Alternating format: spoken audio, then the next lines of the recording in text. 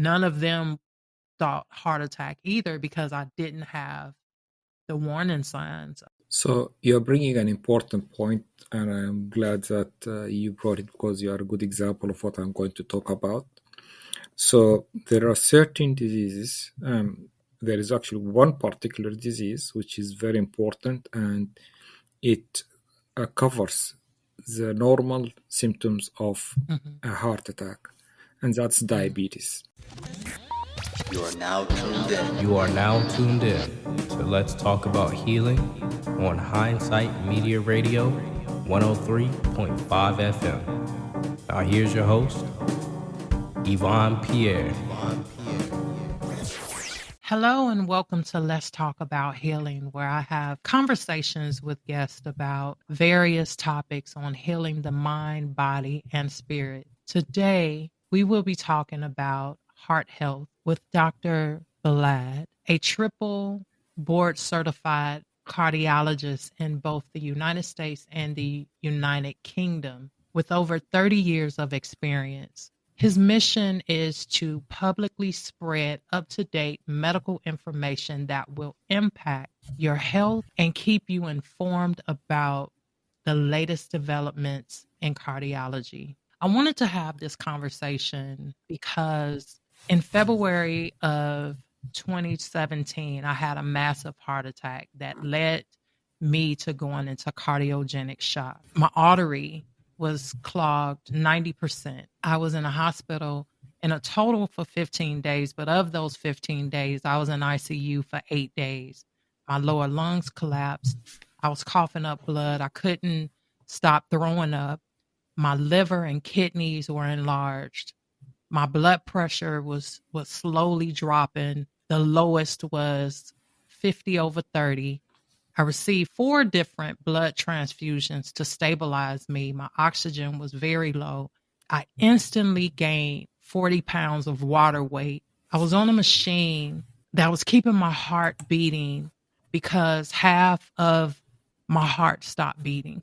So they took this machine called the impeller and they went in through my arteries and it was keeping my heart pumping. Over the years, I had many complications. My stents closed a year after my heart attack. They had to go back in and balloon them open. Then a year after that, they collapsed again and they had to go in, put some support stents in. I completed rehab, which is 3 months, 4 times. I share a lot about my heart attack because I want to inspire people to take their health very seriously. So I hope today's conversation is life-saving for someone. So let's talk about it. Dr. Bolad, welcome to the show. Thank you very much, Yvonne, for having me in your show. And I just heard what you said, and I'm sorry that you passed through all this. Thank you. Yeah, it was interesting. It has been an interesting journey. And that's why I want to have this conversation, because I think sometimes we take for granted that our heart beat every day. So I want people to learn more about heart health. What causes heart disease? So heart disease is caused by so many different things, and it depends also on the age of the person. So, for example, if we talk about very young age newborns, the commonest cause for heart disease at that age population is congenital heart disease. You are born with a congenital abnormality of the heart. Sometimes you have got some hereditary disease that manifest as we grow older. Things that might show when you are in your teens or even older than that. It's something that has been brewing because of the genetics. It manifests as you grow older.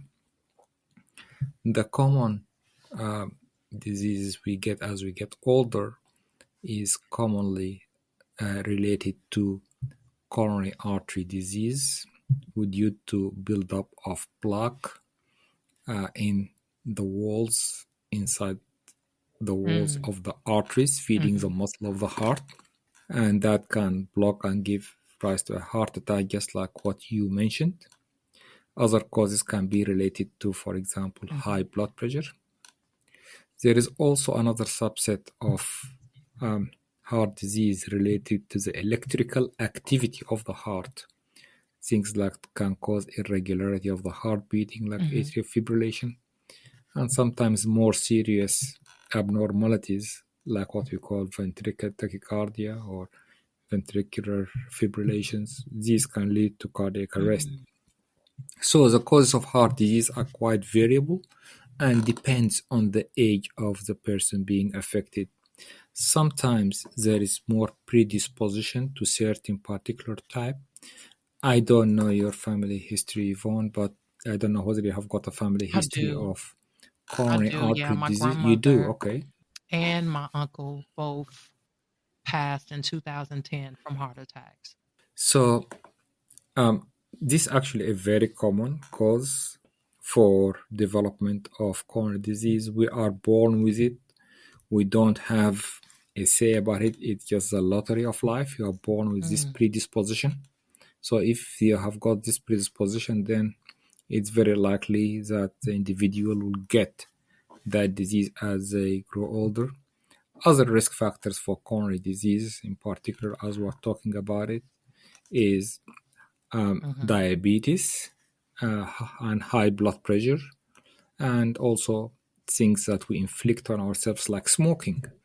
This can also cause clogged arteries.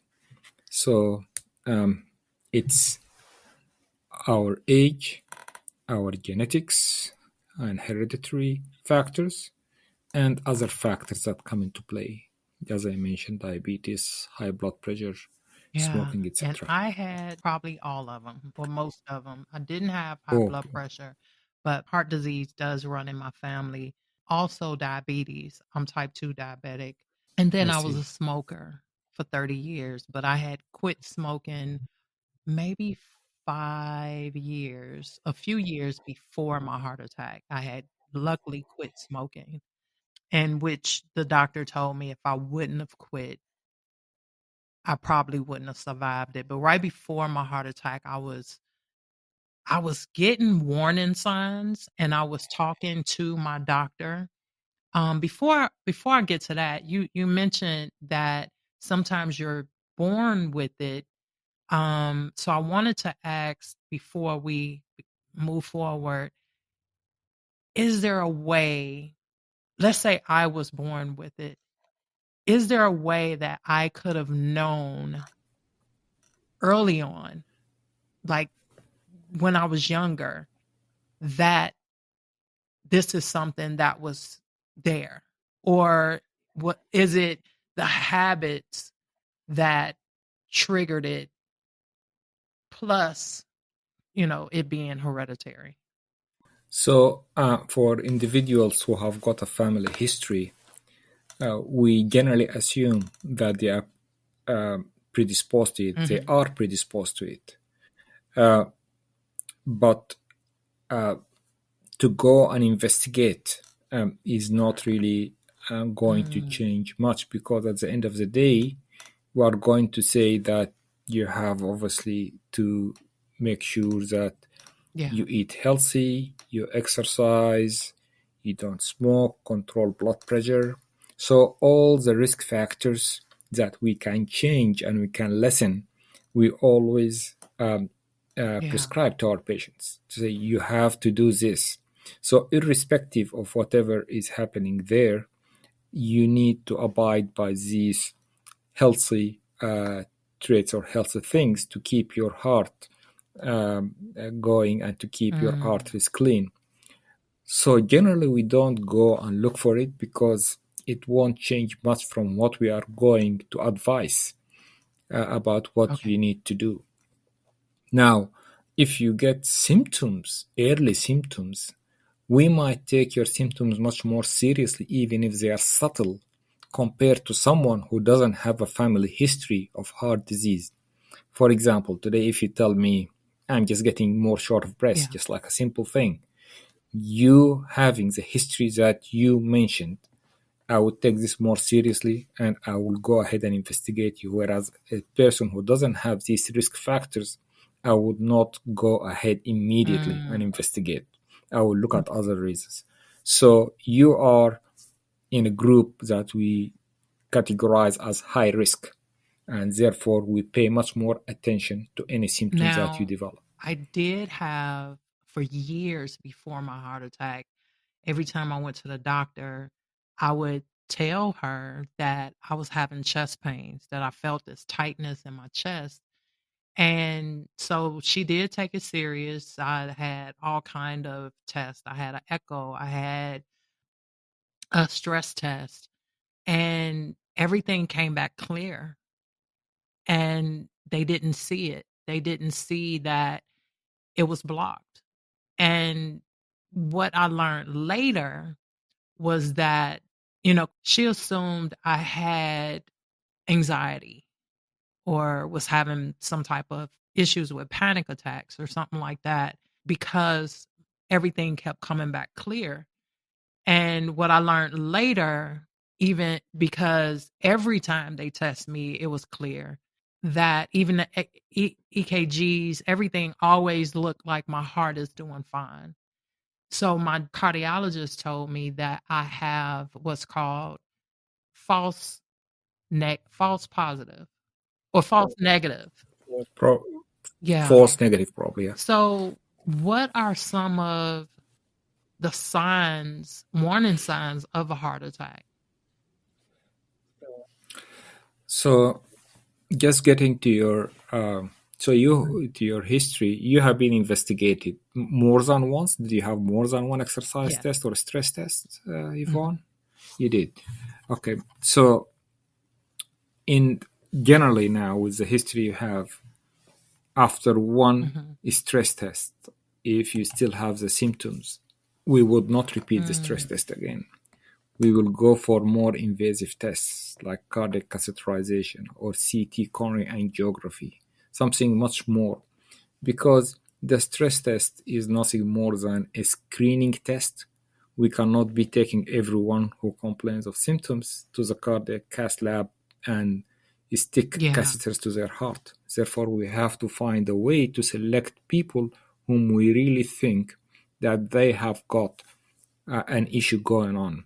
So a person who presents, who has already got high risk factors, who presents with repeated symptoms and a negative stress test, then after that you have to go to the step further to that, which is generally cardiac catheterization.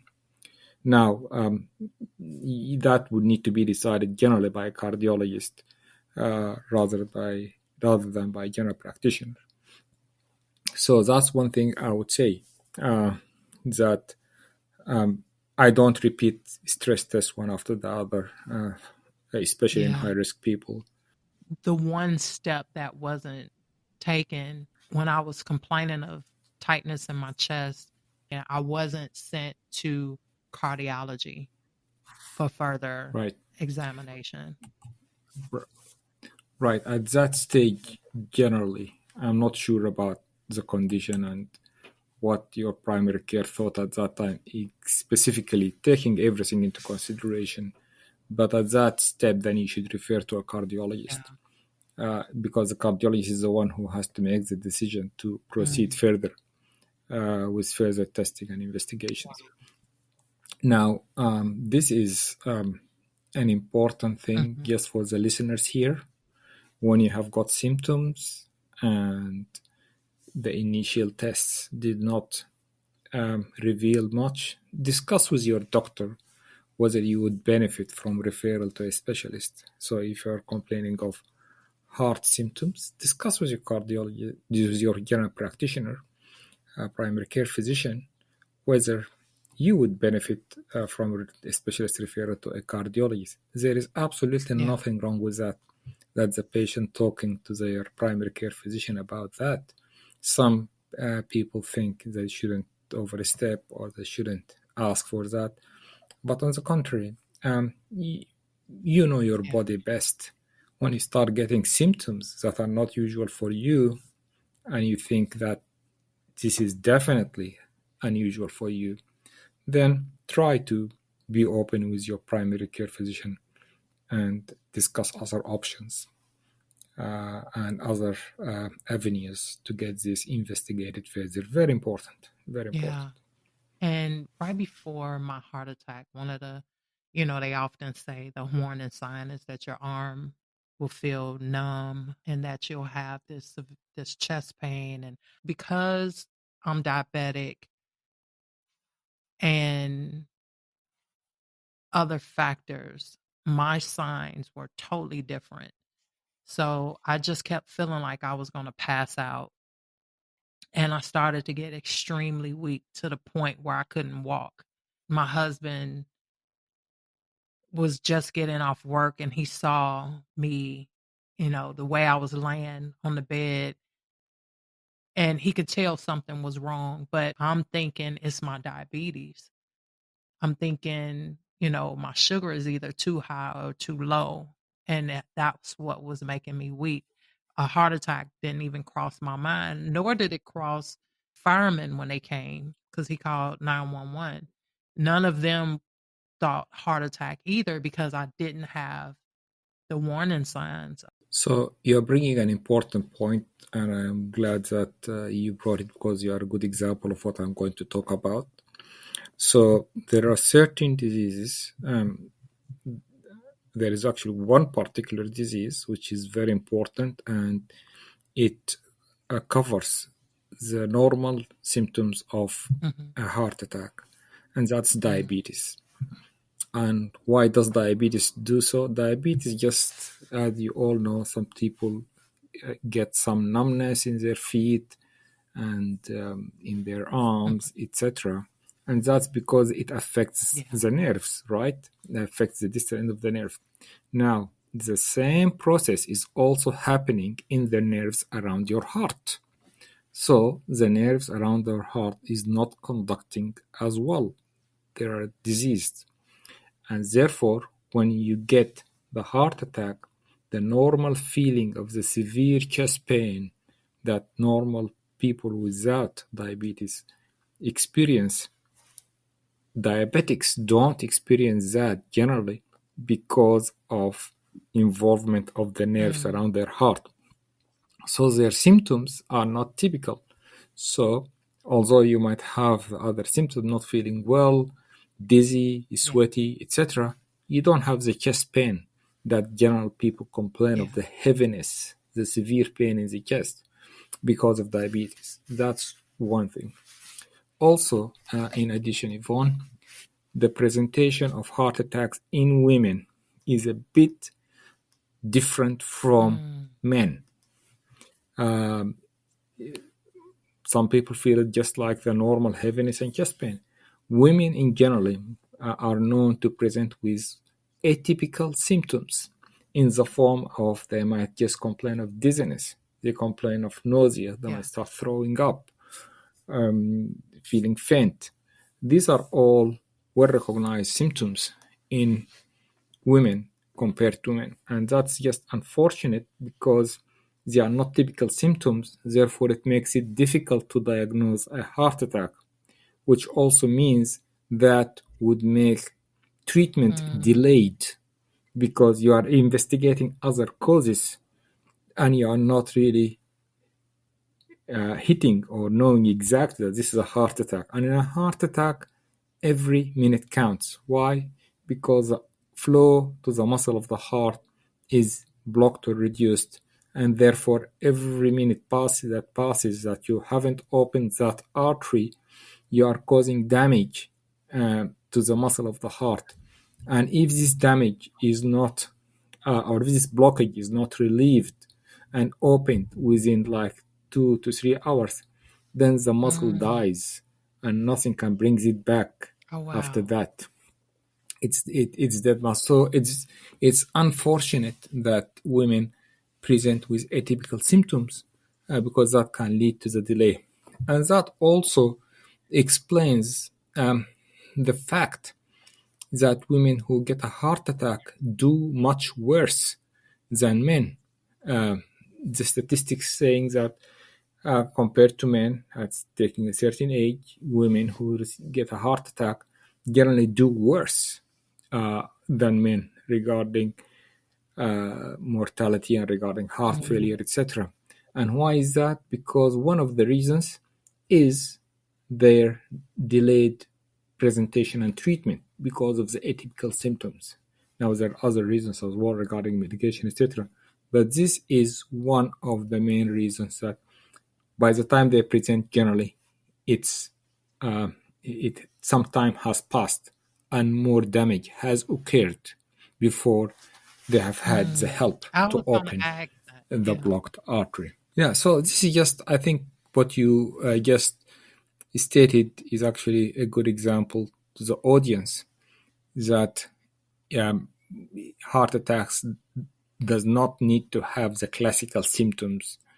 Certain disease like diabetes really covers the typical symptoms, and women generally have atypical symptoms. So these are very important to the audience who are listening to understand and so this. that's why one of the number one things that women die from is heart attacks. Yes, that's true. Wow. So what do you do in that case? You having these symptoms and you feeling weak, or you feeling nauseous, or just not feeling good at all, the sweaty. I was sweating really bad. And I just assumed I just need to drink some water and I need to lay down and go to sleep. And that's exactly what I did. And an hour later, my husband found me in a room. And by that time, my blood pressure was 60/40 and all that. But luckily, I didn't pass because that was a long time of me resting. But I didn't know that I was having a heart attack. Right. For the audience, whenever you are having symptoms which are completely not normal for you, and obviously this what you are describing was completely not normal for you, you have to take it seriously, especially if you are at an age that heart attacks does occur basically after, above 50s or even younger, if you have got risk factors like hypertension, diabetes, smoking, etc. So you have to take this serious. So any atypical symptoms should be taken, which are completely new and out of the ordinary, should be taken seriously. For us physicians, the first thing for someone, by the way, just I wanted to say from what I think happened to you, you said blood pressure is 60s. So basically you are going into cardiogenic shock. Your heart was failing so bad, there wasn't enough perfusion to the organs of the body. The heart becomes so weak, your blood pressure is dropping, you are becoming sweaty because of that. So what you are describing, just listening to you, you are going into cardiogenic shock because a big part of the muscle of the heart all of a sudden stopped receiving the blood supply and started to be not moving or only mildly moving. So this is cardiogenic shock.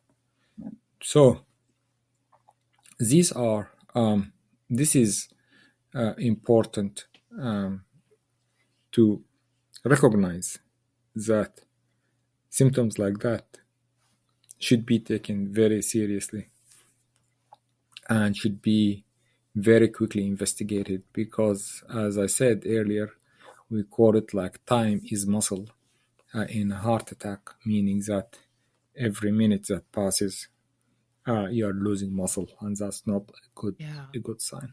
Now, what's the difference in a heart attack and cardiac arrest?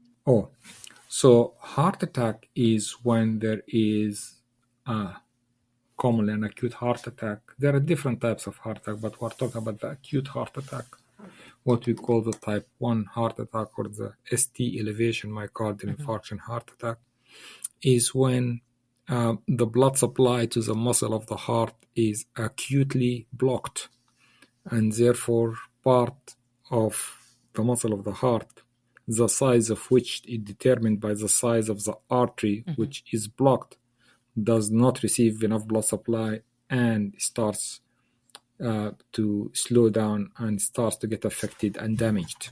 So this is a heart attack. Cardiac arrest is when the heart stops pumping blood in one form or another. Either it stops just completely, or it goes into a funny rhythm, something like what we call ventricular fibrillation or ventricular tachycardia. In ventricular fibrillation, the heart just like quivers and shakes, so it's not pumping effectively, so it's a type of cardiac arrest.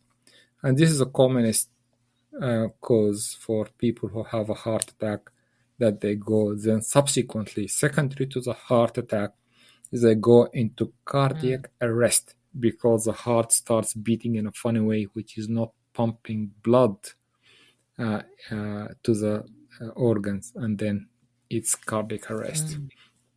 Something similar to, for example, what Lamar Hamlin had is a cardiac arrest on the football ground, but he did not have a heart attack. That was just cardiac arrest. That was just pure cardiac arrest secondary to the hit that he had to his chest.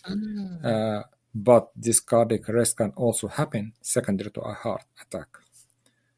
So this is a difference, Yvonne. Now, speaking of Damar Hamlin, you see a lot of athletes or people who are, their life is dedicated to working out and eating right, but we still see heart issues.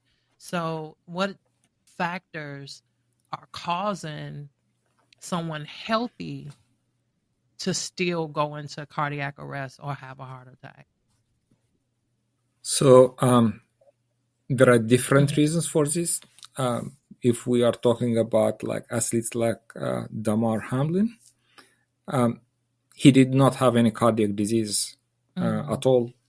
It was very clear cut that he had like a bang into his chest, a tackle, and they hit the heart, and the heart went straight to ventricular fibrillation secondary to the hit. It's a very well recognized complication of trauma to the chest area, something known as commotio cordis, and this is just a Latin word which basically meaning irritation of the heart.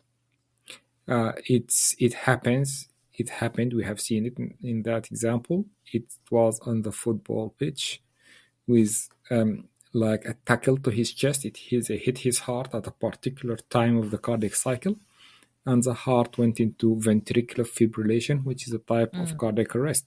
You do not need to have any heart disease for that. It can happen to any athlete. It can happen not also in football, but can happen, for example, in baseball, the ball hitting the chest. It can happen in internationally. It's very common. Happens in soccer.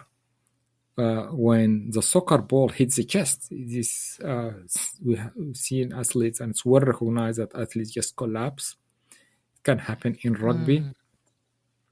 So there are different sports that you don't need to have any disease of the heart for that to happen. And usually, provided that you have been resuscitated and helped quickly, your outcome is very good, because your heart goes into ventricular fibrillation. If you get quick help beside you, you defibrillate the heart with a portable defibrillator, you go back to normal rhythm, and that is the end of it. So if you get help quickly, everything is absolutely fine. And we have seen him in the Super Bowl. He was there laughing and walking, and that's how it should be for this type. So the fact that they got to him quick enough, speaking of Damar Hamlin, because they got to him quick enough, and because he had his health on his side, those are some of the factors that helped him recover. Absolutely, yeah. So he had a healthy heart. He did not have any disease in his heart. It was the trauma or the impact to his chest that led to the cardiac arrest. This is not a disease of the heart. This is a normal response to trauma to the chest. Because of that is why he recovered quickly. Like for me, when I got out the hospital, I had to relearn how to walk. like a day before, I was doing Piloxin, which is a mix of kickboxing and boxing. And I was kickboxing. I was doing I was on this health journey, and I was 44 at the time. After my heart attack, it's like I had never worked out a day in my life. It was very critical that I go through cardiac rehab because my recovery wasn't as quick to get back on my feet. Now, is that because I already had heart failure versus an event that caused a cardiac arrest? Right. So, for example, in Damar Hamlin, he did not have any heart disease. He went into cardiac arrest. He was immediately shocked back, and everything went back to normal. So there was no damage to the heart. There was no damage to any organs. Unfortunately, what happened to you? You had a heart attack, so you had some damage to the muscle of the heart. Obviously, it was you had a significant hit to the heart, and so you said you required an impeller, which basically like an assist device. So you have gone definitely to severe, significant cardiogenic shock, which tells me that you had some damage to the heart, to the muscle of the heart. So in that case, obviously, you have to go to cardiac rehabilitation. The body has to adapt to the reduced circulation now all of a sudden from the heart, which was previously functioning fine. So it takes training, it takes time for the heart muscle to heal after a heart attack, and then your body to adapt now to a reduced perfusion or reduced in the cardiac function to be able to perfuse the body better. Now, still from what you told me, although you had a cardiogenic shock, from what you're telling me, it was like an hour or just over an hour before you got help. So I expect that any damage that you might have sustained might not be great because you got help quickly as well. You did not pass the 3-4 hours that we talk about to get complete damage to the muscle of the heart. In addition, you also mentioned to me that your artery was not completely blocked. It was like 90% blocked, right? And therefore, there was still some flow going. It wasn't like the muscle got deprived completely. And that's also a factor to keep the muscle alive. Okay, although the amount of flow is much reduced, but there was still some flow. What causes the artery to get clogged, and can it be reversed? So it's built up of fatty tissues, the fatty material like cholesterol, into the inner lining of the artery, the endothelium. Now, the $1 million questions is that why do some people are more likely to get it more than others? Now, we spoke about the risk factors: diabetes, high blood pressure, elevated cholesterol, so family history. So there are certain predispositions that cause that to happen, like we just mentioned. But in other times, there is just like no clear predisposition. And that's why we always ask for risk factor modification to reduce the likelihood of progression. So now we also see sometimes, although, for example, we always advise against smoking, sometimes we see people who smoke for some years come to us in the cath lab, we look at their arteries, there isn't much really of a change. So there is this predisposition, also individual predisposition for that to happen in the inner lining of the arteries. that supply the muscle of the heart. Now, is there a way to be reversed? Well, once it develops, there are ways to make it stable and not cause a heart attack, or lessen the likelihood of causing a heart attack.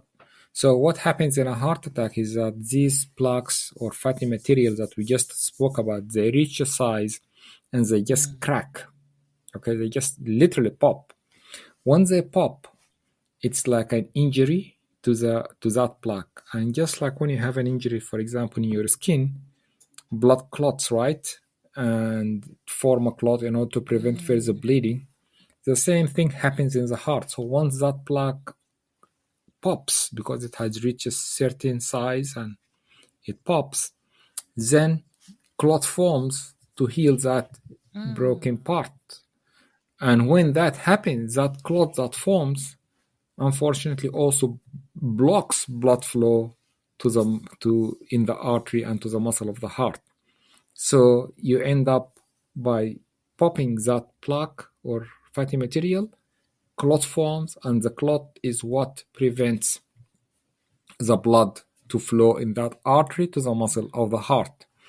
So that is what happens. So we can stabilize them for not cracking and not causing a heart attack, or reduce the risk by things like taking specific medications. Most importantly are the cholesterol medication simvastatin, and also reducing the risk of progression by controlling our blood pressure, stopping smoking, controlling our diabetes, etc.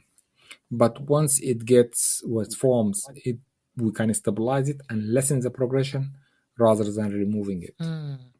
And developing healthy habits of eating right and Absolutely.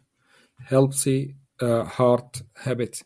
And I just want to say also, that's one thing I mentioned to my patients, is that having a healthy heart is not a coincidental finding, and it's not a coincidental issue.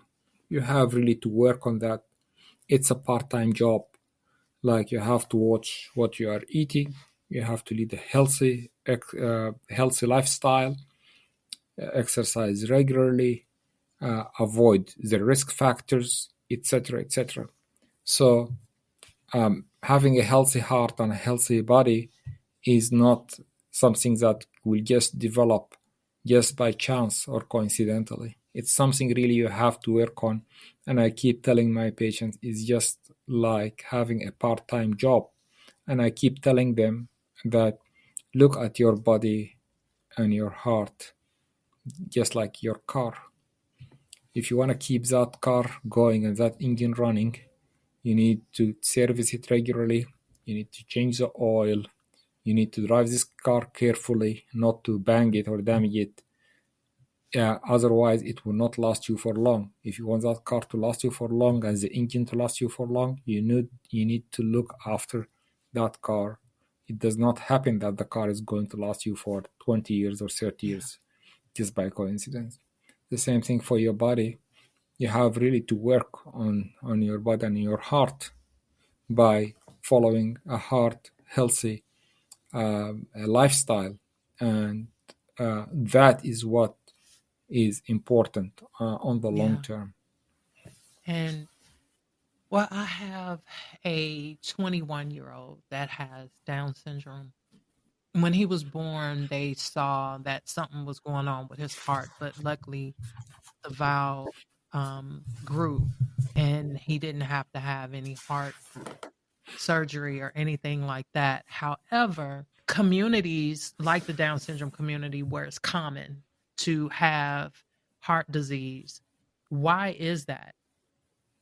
So the commonest cause is, you just mentioned it, is that you were born with something, right? You was born with a heart issue, but that did not, wasn't severe. In Down syndrome, it's a congenital heart disease. You remember initially when you asked me about heart disease, I said it can be something can happen since you were born. That's heart disease as well. So in Down syndrome, it is that category of congenital heart disease. So as part of the syndrome of development, people with Down syndrome have got a 50% chance of being born with congenital heart disease.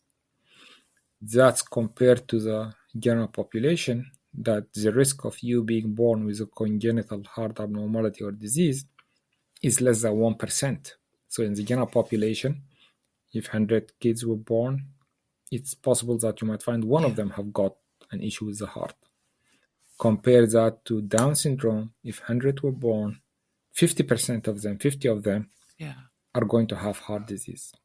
There are certain types of heart diseases which are well recognized to be part of the Down syndrome. Now, one of them is, the commonest actually, is what we call the septal defects, either interatrial septal defect or ventricular septal defect. Basically, it's communication between the right and the left side of the heart to different extents. That's the commonest. Then there is something what we call the patent ductus arteriosus. Basically, that's a small tract that is usually develops in all of us during development, but at birth it closes, and that communicates between the aorta and the pulmonary artery, and that basically communicates between the right and the left side of the heart. In Down syndrome, there is a higher risk of this tract not closing at birth, okay, in which it should happen at birth for normal individuals. The most serious defect that they can get, it's something what we call tetralogy of Fallot tetralogy. And that basically is a significant congenital abnormality that needs surgery, and that basically there is what we call a large interventricular septum. The aorta is shifted such it's overwriting that septum. The pulmonary artery is narrowed, and the right ventricle, which is usually thin-walled, becomes thick-walled because of the pressure it's exposed to. And that tetralogy of Fallot, and that in the great majority of cases will need surgery to correct it. So people with Down syndrome, in addition to the other things, from a heart standpoint, they develop this increased risk of congenital heart disease. And that's why they are more likely to have it. 50%, about 50% of them have got some form of heart disease. Yeah. Well, because it happens so much, this has made advancements in the technology that's used. This has made doctors, cardiologists have so much experience that, like, for example, in my case, they were able to recognize and get to it quick because they have had so many patients that they've successfully helped. It seems like the survival rate has increased because, especially in the Down syndrome community, I see a lot of babies that, they have a heart procedure, and because the doctor has had so much experience with it, that I'm not sure how I'm trying to say this. But No, I understand you. Because, just like anything, when you are more familiar with the condition, then you learn ways in order to try to help the individual quicker, and also to develop technologies and advances in order to treat these less invasively and more quickly. So I think, this is true, definitely, for Down syndrome, and also true for medicine in general, including cardiology. We are seeing lots of advances. For example, you mentioned Impella. Impella has been in the market now for over 10 years. 20 years ago or so, we did not have such technologies to help people like yourself. So technology is advancing all the time, and it's a great thing, because we are going to continue to find efficient and effective ways in order to help patients and improve outcomes should someone sustains a heart attack or any other cardiac disease. So advances in technology and our awareness and exposure to these issues help us a lot to make progress in the field. And my doctor told me that I was the second person to survive the type of impeller machine that they use, because it was my right side of my heart and not my left that was impacted, and which is rare. Right. Yeah. So the right side, the right side is obviously the right side is usually exposed to lower pressures than the left side of the heart, and it's actually thinner, much thinner than the left side of the heart. So whenever anything happens to the right side of the heart, it's generally quite significant, because the right ventricle is like less than 5 millimeter in thickness, and if it fails, then there's less blood going to the left side, and that can be a major issue. So it gets damaged much more easier than the left side.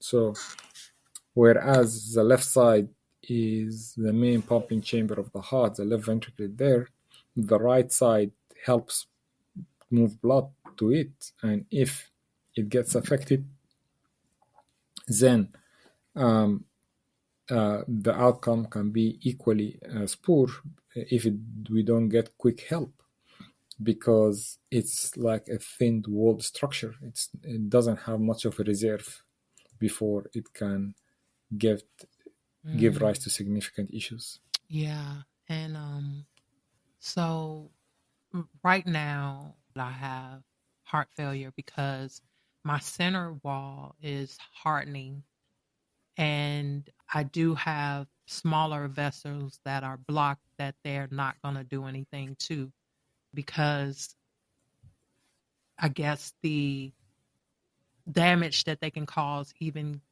trying to correct it.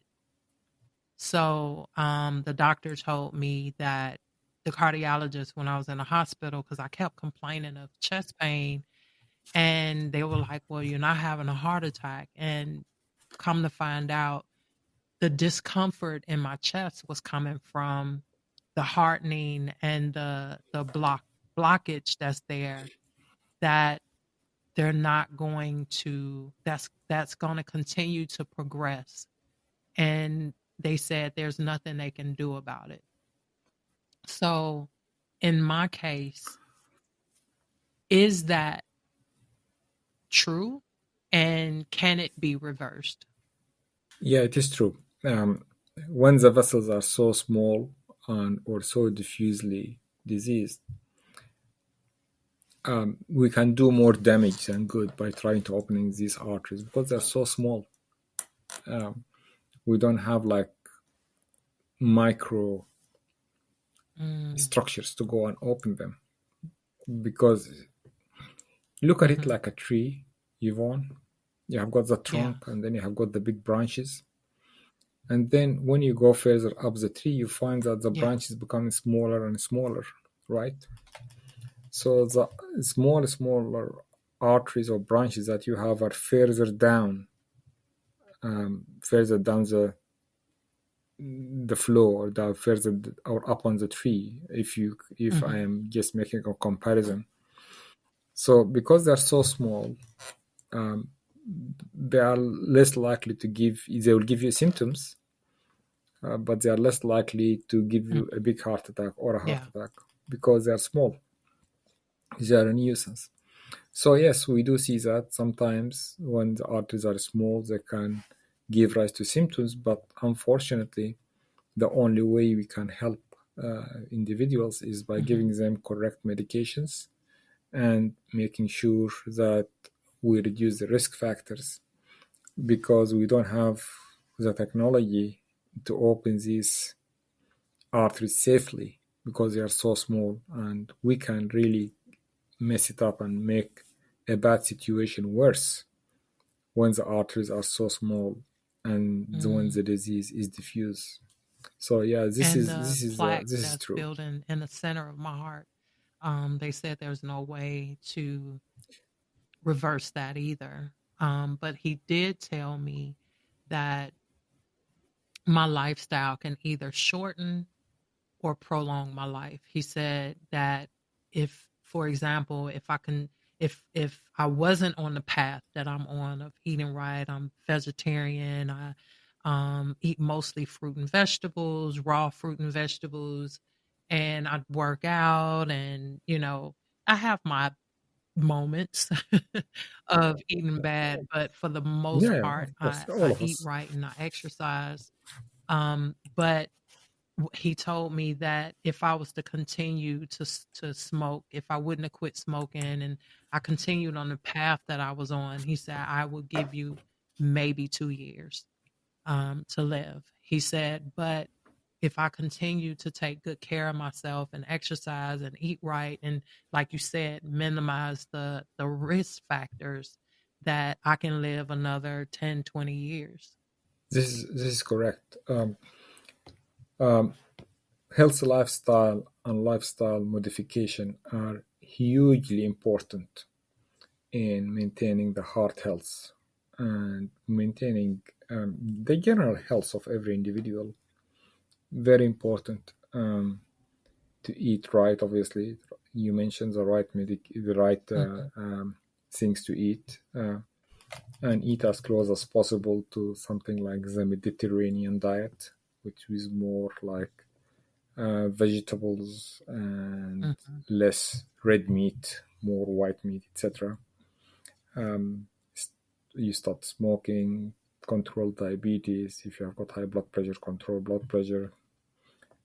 Exercise like for 150 minutes per week, basically like 30 minutes for 5 days. Like doesn't need to be vigorous, like brisk walking, etc. Things to keep the circulation going. All these things have got a huge impact on the longevity of people in general, and in particular also for people who have heart disease. So these are very important things to do. Also, the medications that they prescribe to you are very hugely important. I'm sure they have put you on all the right medications. You seem to have been managed by a good cardiologist from what the thing that you said. So these are very important to abide by all these medications and take them religiously. Very important. Because one of the things for women also that they do badly compared to men is that, or something that's been reported in the literature, is that they don't stick to the medications strictly like they should do. So this is one thing, but this is true for men and for women. So medication adherence is absolutely essential, and also regular checkup, like once every 6 to 12 months with your cardiologist, even if you are fine, to go to get examined, to get checked, to make sure there's nothing being overlooked, and also to look at how you have been progressing over time regarding your heart health in general is also very important. My doctor was making fun of me, my cardiologist. He said, "You're like a little old lady," because I keep a little dispenser. I keep a dispenser, and I I see. keep all my You're very strict medications in about there, and I have dispensers for my husband and my son, and and once a week I sit down so you're well organized. and distribute the medicine and supplements and vitamins and all that stuff. And I just can't imagine, for me, I just can't imagine sitting down every day going through all those bottles. So it's just more convenient for me to, once a week sit down and put them in there, and to make sure that I'm taking them. And it also helped me to see when I need to refill, instead of waiting until, I only got one left. I know ahead of time by keeping it up like that. And that way I don't forget. And, it's become a part of my daily routine of making sure I take my medicine and meditate. That's, making sure my mind and my spirit is also equally important for my heart. And I realized too, during all the rehabs I've went through, that the heart is a muscle, and we don't think of it that way. The brain, the heart, all of those are muscles that have to be worked out, just like, the muscles in our legs or the muscles in our arms. And without really taking care of those muscles, they deteriorate and they cause issues. That's correct. That's absolutely correct. I mean, adherence to medications and risk factors modification and leading a healthy lifestyle. These are the most important things. Yeah. And I think you already said it. Some things people can do, like starting today, to prevent heart disease, or try to prevent heart disease, or even if they have heart disease, how to maintain it from getting worse. So the most important thing obviously is to try to take away any factors that can cause heart disease or cause progression of heart disease. Things like stop smoking, the control of diabetes, control of blood pressure. Blood pressure is very important. People underestimate it. It's called the silent killer. People have to control their blood pressure. Making sure just the thing that can help lead a healthy lifestyle, like eating the right stuff, keeping active also is very important.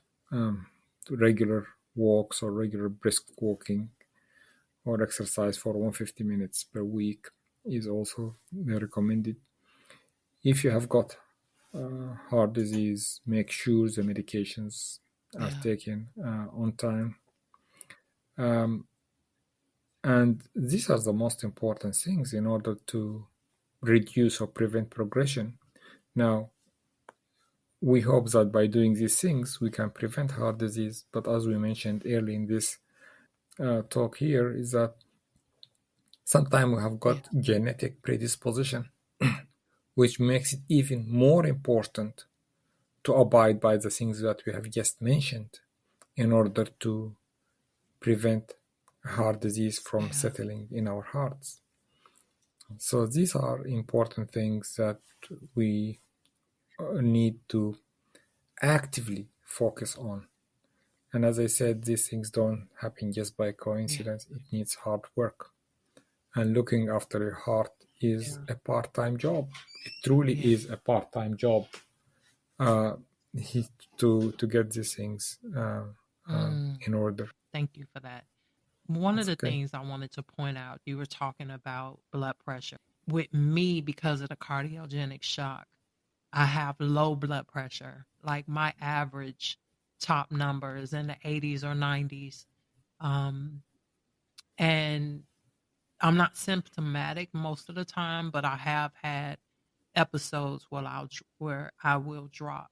And I guess that's part of the heart disease. And it's just been a balancing act, a trial and error, and a balancing act of knowing how to keep my blood pressure from getting too low by, they tell you to avoid sodium if you have high blood pressure. For me, they tell me to intake more sodium. But it's a balancing act because of the heart failure. I'll swell from the sodium. So it's almost like a double-edged sword, because I'll swell up from, having too much sodium, but also without it, in my blood pressure will drop low. So it's just been a balancing act. So I just wanted to point that out, that one of the side effects of having cardiogenic shock is the low blood pressure. In your case also, I'm sure you are on medications to help your heart. And these, unfortunately, as a side effect, they will have the effect of dropping your blood pressure. I'm sure this is because you said that you feel well, so you're not Right. in shock or anything like that. But very, very likely because of your low blood pressure, one of the main factors would be the medications you are taking.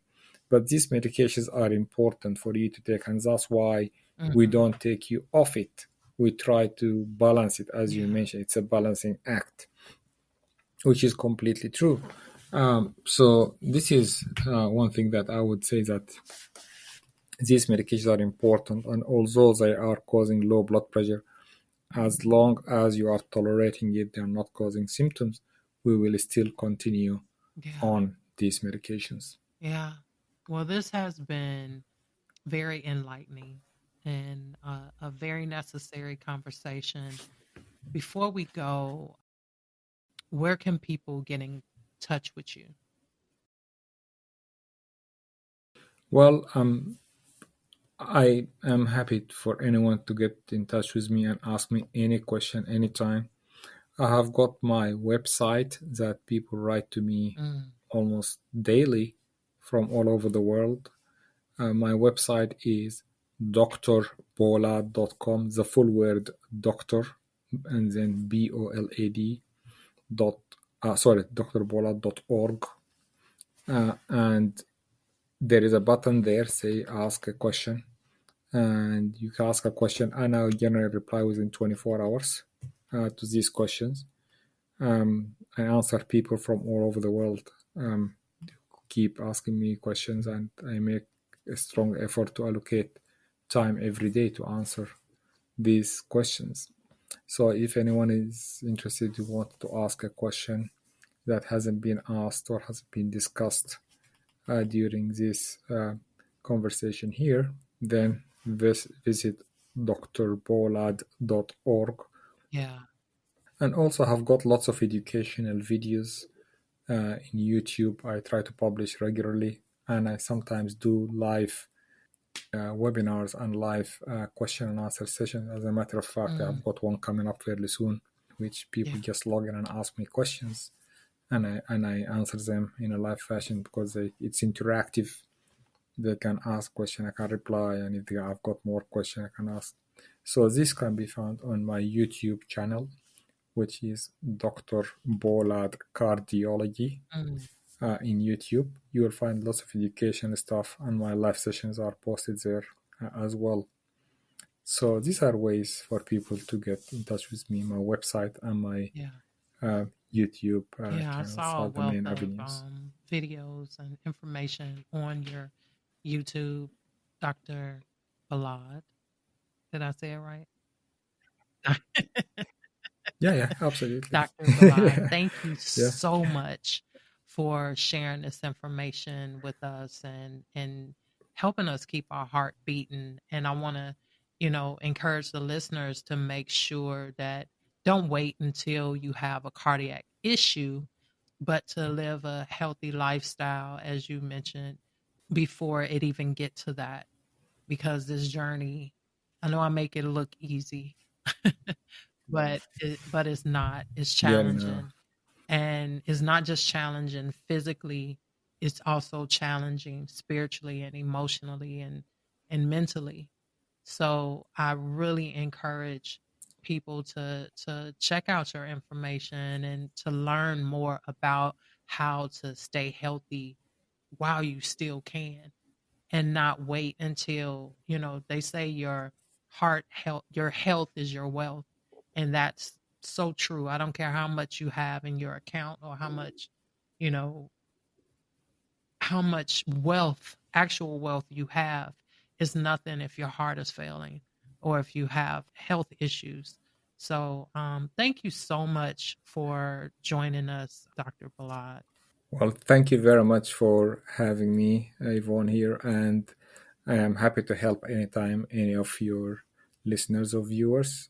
Please feel free to reach out to me anytime, and I will do whatever I can to help you and to guide you in the right direction. Thank you very much. And to our listeners, I would love to hear from you. All my links are on my link tree, which is linktr.ee/YVONNE yvonnepierre. It's also listed in the show description section. I hope you learned something today about keeping your heart healthy. Thank you for tuning in to Let's Talk About Healing. Be sure to like and share this with anyone who needs to hear it. You only live once, and you owe it to yourself to grow and heal on purpose. Until next time, be blessed, be a blessing, and take care of yourself. Thank you for tuning in to Let's Talk About Healing with Yvonne Pierre on Hindsight Media Radio 103.5 FM. We hope you enjoyed the show. Be sure to subscribe, like, and share.